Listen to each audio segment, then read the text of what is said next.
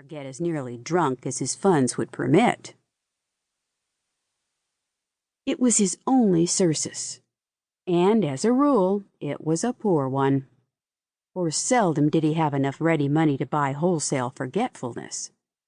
More often he was able to purchase only enough hard cider or Fusel-loyal whiskey to make him dull and vaguely miserable.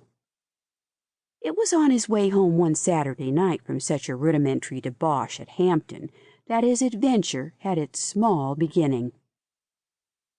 For a half-mile or so of Link's homeward pilgrimage, before he turned off into the grass-grown, rutted hill trail which led to his farm, his way led along a spur of the state road which linked New York City with the Ramapo Hill country.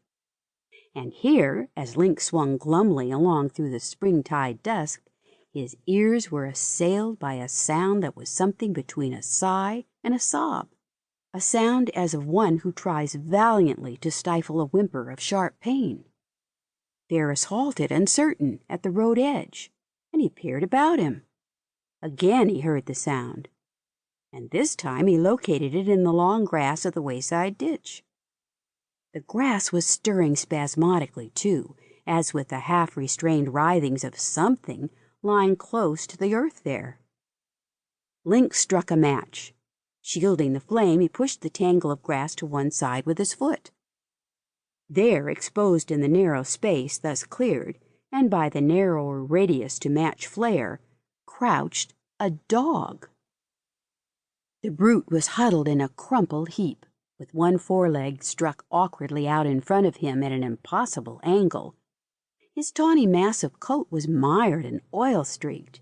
In his deep-set brown eyes burned the fires of agony. Yet, as he looked at the man who bent above him, the dog's gaze was neither fierce nor cringing. It held rather such an expression as, Dumas tells us, the wounded Athos turned to D'Artagnan, the aspect of one in sore need of aid, and too proud to plead for it. Link Farris had never heard of Dumas, nor the immortal Musketeer. None the less he could read that look, and it appealed to him as no howl of anguish could have appealed.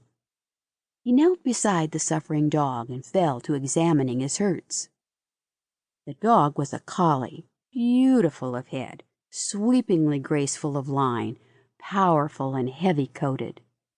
The mud on his expansive snowy chest frill and the grease on his dark brown back were easy to account for, even to Link Farris's none too keen imagination. Link, in his own occasional trudges along this bit of state road, had often seen costly dogs in the tonneaus of passing cars.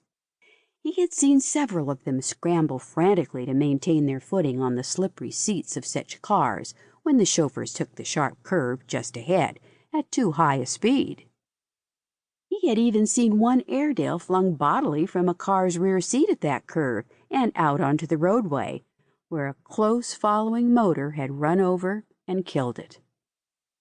This collie, doubtless, had had such a fall, and, unseen by the front seat's occupants, had struck ground with terrific force, a force that had sent him whirling through mud and grease into the ditch with a broken front leg.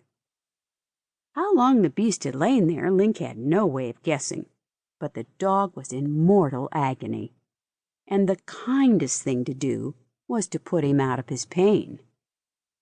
Farris groped around through the gloom until, in the ditch, his fingers closed over a 10-pound stone.